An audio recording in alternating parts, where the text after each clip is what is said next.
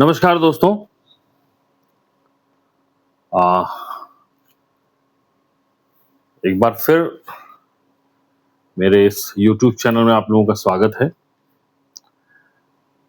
गर्मी बहुत है और गर्मी जितनी भारत में पड़ रही है उतनी ही गर्मी जो है मिडिल ईस्ट में भी चल रही है।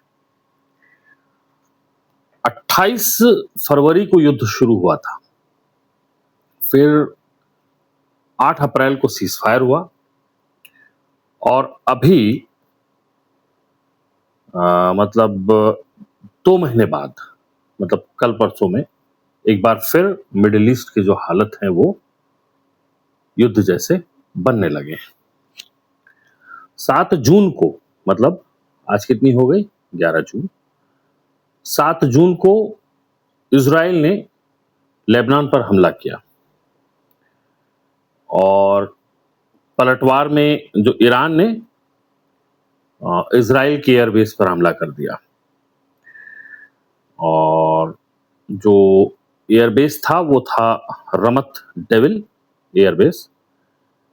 इसी एयरबेस से इजराइल ने लेबनान पर हमला किया तो ईरान ने इजराइल के इसी एयरबेस पर हमला कर दिया, मतलब वार और पलटवार।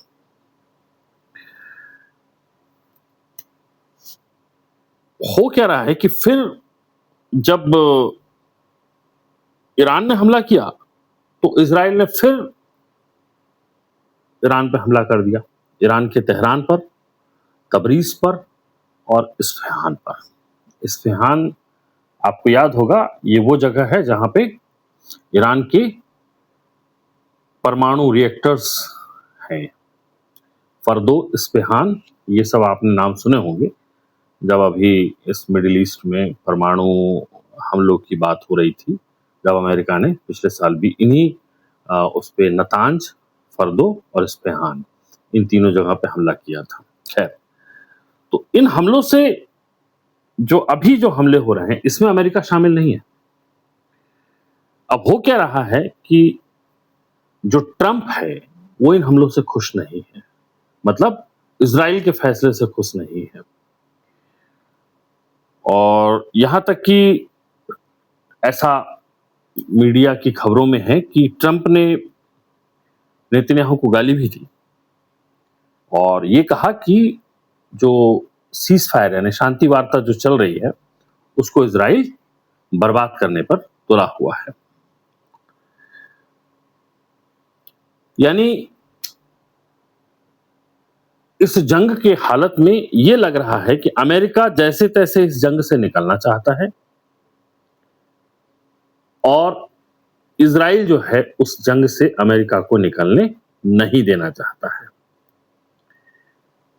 चैनल में आज हम इसी बात पर डिस्कस कर रहे हैं कि आखिर इजराइल अमेरिका को इस हमले से या इस युद्ध से निकलने क्यों नहीं देना चाह रहा है।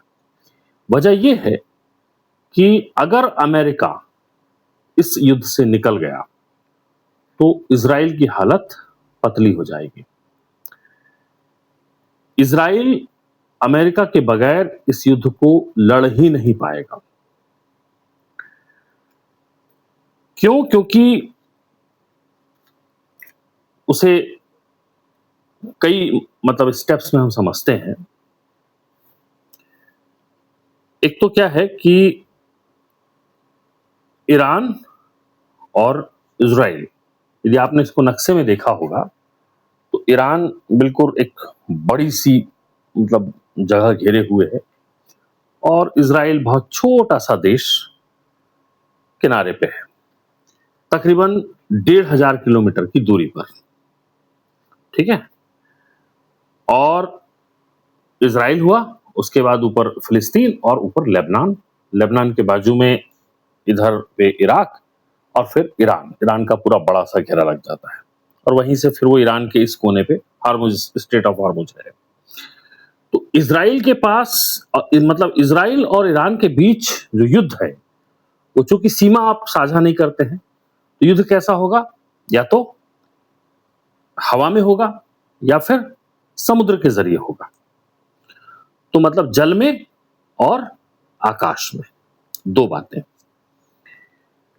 अब इन दोनों के लिए आपको ये देखना होगा कि जो ईरान और इज़राइल है, इन दोनों की जो मिलिट्री पावर है, उसमें ये कमोबेश आपस में मतलब आगे-पीछे हैं। ईरान बड़ा देश है, लेकिन इज़राइल ने अपने आप को डेवलप किया, तो इज़राइल जो है 15वें नंबर पर है और ईरान जो है 16वें नंबर पर आता है मिलिट्री पावर में। लेकिन अब इसमें आप अमेरिका की ज़रूरत देखिए कि अमेरिका इज़राइल को कैसे सपोर्ट कर रहा है, जिस वजह से अभी तक जो है इज़राइल ईरान के ऊपर भारी पड़ता आपको दिखा।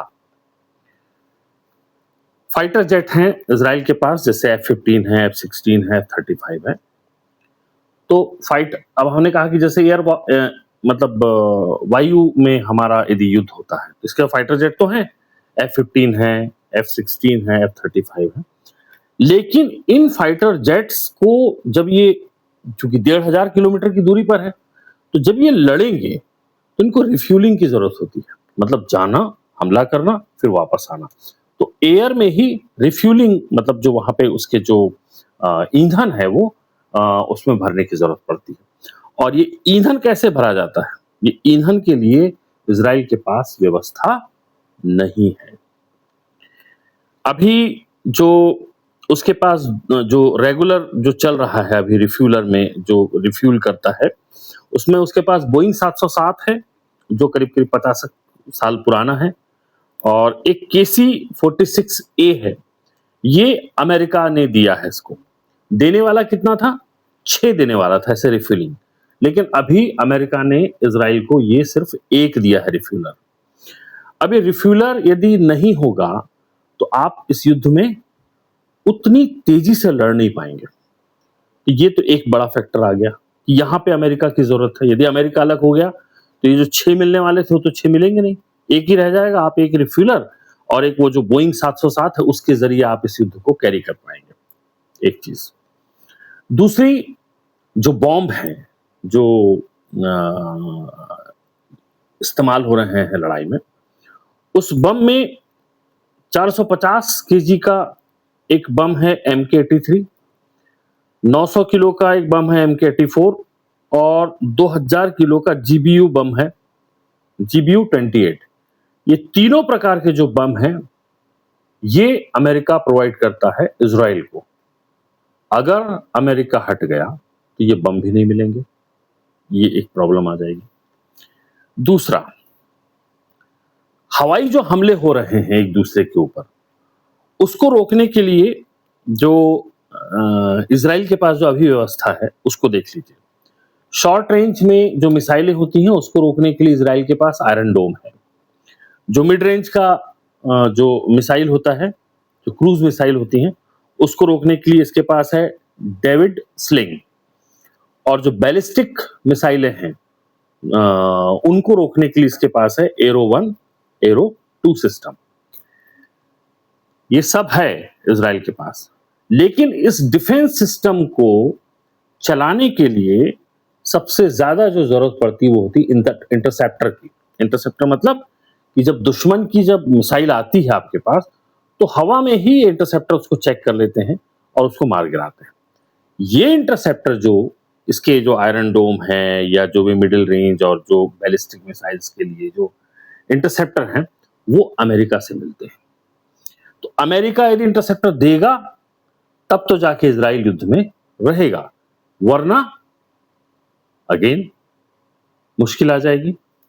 तो इंटरसेप्टर इजराइल में नहीं बन रहे हैं, ये अमेरिका प्रोवाइड करा रहा है। एक ये बात होगी। आगे आइए।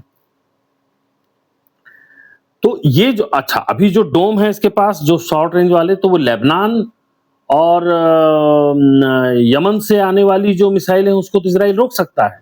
इन डोम की ये जो शॉर्ट रेंज वाला आयरन डोम है और ये जो डेविड स्लिंग जो हमने बताया एरो-1, एरो-2 सिस्टम्स है। लेकिन जब लंबी दूरी की जो मिसाइलें आती हैं, जैसे ईरान से लंबी दूरी की मिसाइल है, सेजिल एक आपने सुना होगा, लंबी दूरी की मिसाइल है, उसका बहुत लंबी लंबी दूरी की। तो जब लंबी दूरी की मिसाइलें आएंगी तो उसको ये सिस्टम इसके ये रोक नहीं पाएंगे। अभी क्या हो रहा है, अभी तक अमेरिका की मदद से इजराइल इन मिसाइलों को रोक रोक पा रहा है।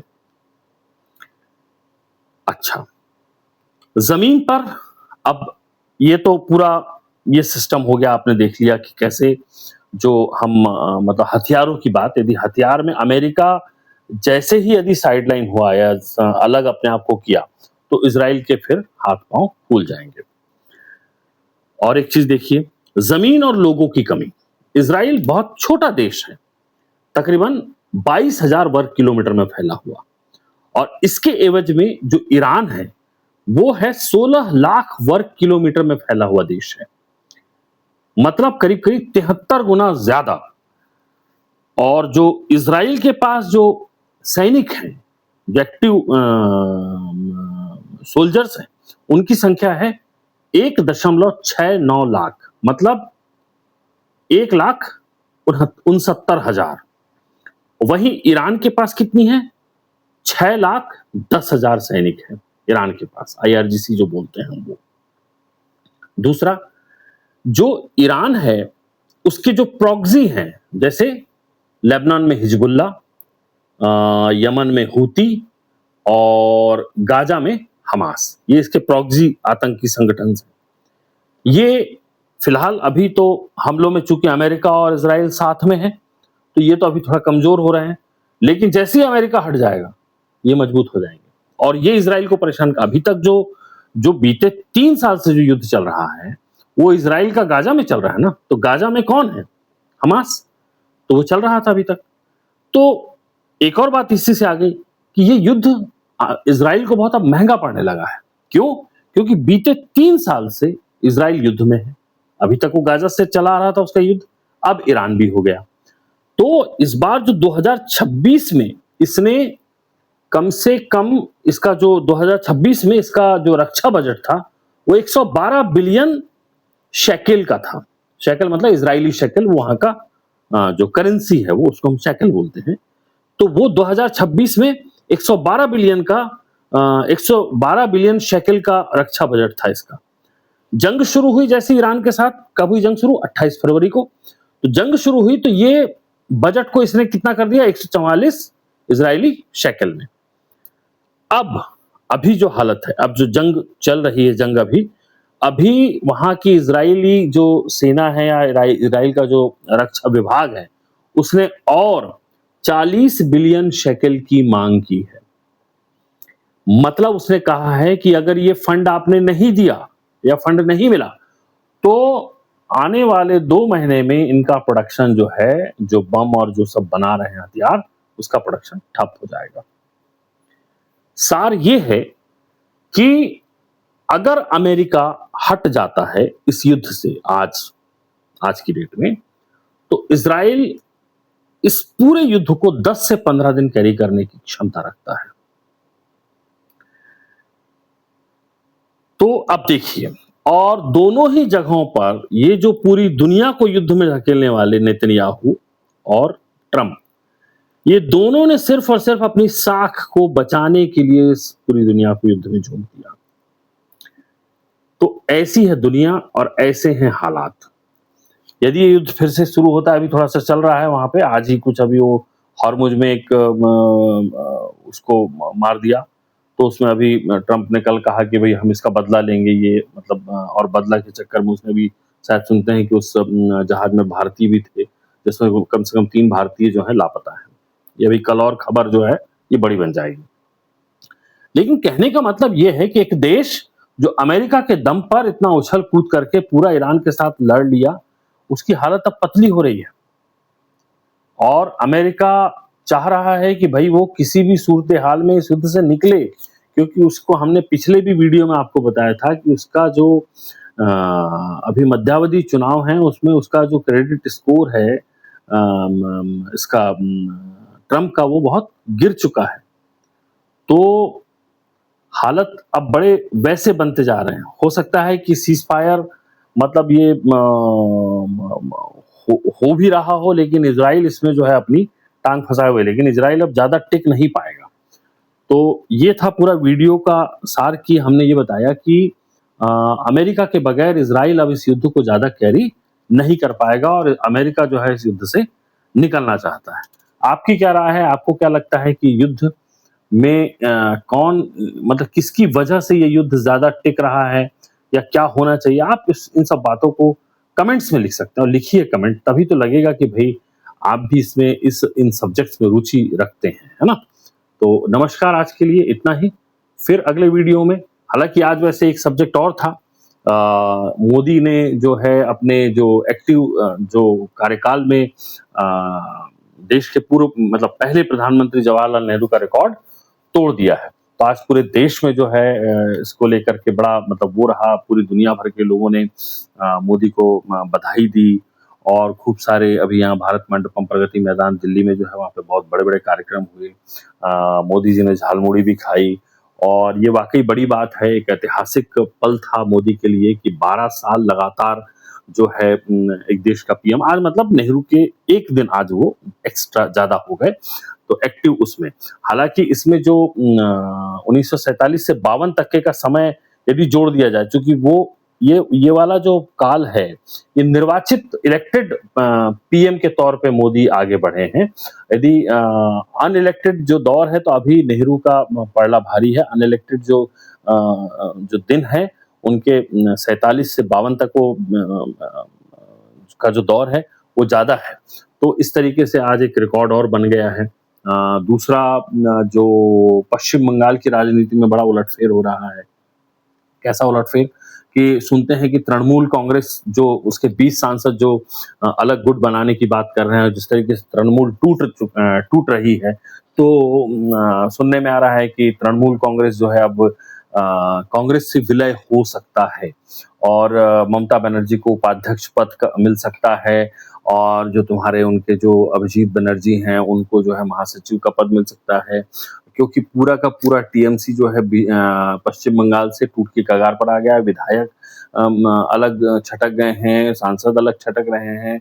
जो सयानी घोष जो खूब चुनाव में जिन्होंने काबा और इसकी सब बात कही थी और खूब बीजेपी को घेरा था, वो खुद बीजेपी में आने की बात सुनने में आ रही है। तो बड़ा मतलब तमाम मैं इस पे वीडियो बनाऊंगा, हालांकि मैं पश्चिम बंगाल की राजनीति में और कैसे आने वाले समय में मतलब 2029 तक लगता है कि अब बीजेपी और कांग्रेस ही रहेंगी। ये छोटे-मोटे जितने छत्रप थे सब टूट के और बिखरते जा रहे हैं। आप एक बात देखिए ना, ममता बनर्जी कितना काडर बेस्ड पार्टी थी तृणमूल कांग्रेस। कांग्रेस से ही निकल के बनी और बड़ा काडर खड़ा किया और आज ये हालत है कि चुनाव के बाद उसका पूरी पार्टी बिखर गई है। इसके पीछे एक वजह ये है कि इन लोगों ने क्या हुआ भ्रष्टाचार बहुत किया। अब उनको ये डर सता रहा है कि भाई बीजेपी सत्ता में आई है तो सबकी फाइलें खुलेंगी, तो सब डर के मारे जो है भाग रहे हैं कुल मिला के। मतलब ये शरणागत वाली स्थिति है बीजेपी के सामने टीएमसी की। अब टीएमसी चूंकि ममता बनर्जी तो अब मुझे नहीं लगता कि अब सक्रिय राजनीति में उनका पश्चिम बंगाल में कोई भविष्य दिख रहा है, इसलिए उन्होंने कांग्रेस की जो है वो डील अभी चल रहा है। हालांकि अभी कोई आधिकारिक घोषणा कहीं से नहीं हुई, लेकिन ऐसी बातें हैं, ऐसी मीडिया में खबरें हैं, चैनलों पर ये इसी लाइन लेंथ पर खबर चल रही है कि ममता चाणक्य होंगी और जो है राहुल जो है चक्रवर्ती सम्राट होंगे। तो ये सब है। तो वीडियो बनाने के लिए बहुत सारे सब्जेक्ट्स हैं, लेकिन चूंकि उसकी भी एक सीमा है, कितने सब्जेक्ट्स को कवर किया जाए, कौन से इंटरेस्ट के हैं, कौन से नहीं है। हाँ, लेकिन टीएमसी का कांग्रेस में विलय हो जाना ये बहुत बड़ा पॉलिटिकल वो है, इसलिए मैं अगला वीडियो जो है इसी पे बनाऊंगा। मैंने सोच रखा है, तो मैं कल या कल परसों में इस वीडियो को डालूंगा। तो आप वीडियो को लाइक करिए, शेयर करिए और खूब सारा शेयर करिए और कमेंट्स जरूर लिखिए। नमस्कार।